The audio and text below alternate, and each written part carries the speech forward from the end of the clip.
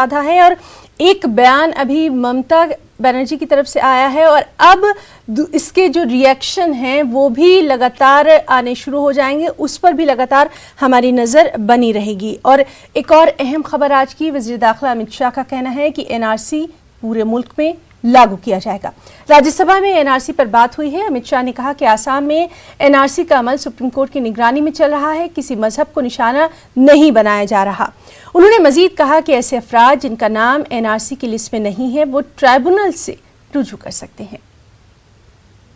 सभापति महोदय, जो एनआरसी आसाम के अंदर एनआरसी की प्रक्रिया हाथ में ली गई, एक सुप्रीम कोर्ट के ऑर्डर के तहत और एक अलग एक्ट के तहत ली गई है। एनआरसी की प्रक्रिया देश भर में होगी, उस वक्त आसाम के अंदर भी ये एनआरसी की प्रक्रिया स्वाभाविक रूप से फिर से की जाएगी। और इसमें मैंने फिर से स्पष्ट कर देता हूं कि किसी भी धर्म के लोगों को कोई डरने की जरूरत नहीं है। ये सारे लोगों को एनआरसी के अंदर समाहित करने की व्यवस्था है ही है।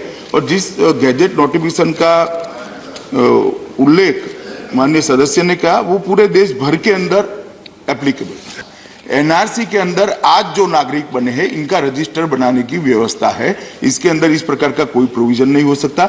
मगर ये बात सही है, सरकार मानती भी है कि जो हिंदू शरणार्थी आए हैं, बौद्ध, जैन, सिख, क्रिश्चियन और पारसी शरणार्थी है, सारे को इस देश की नागरिकता मिलनी चाहिए। और इसीलिए सिटीजनशिप अमेंडमेंट बिल लाकर हिंदू, सिख, बौद्ध, जैन, पारसी और क्रिश्चियन, ये सारे धर्म के शरणार्थी जो धार्मिक प्रताड़ना के कारण बांग्लादेश, पाकिस्तान और अफगानिस्तान से आए हैं, उनको वो बिल के अंदर नागरिकता का प्रोविजन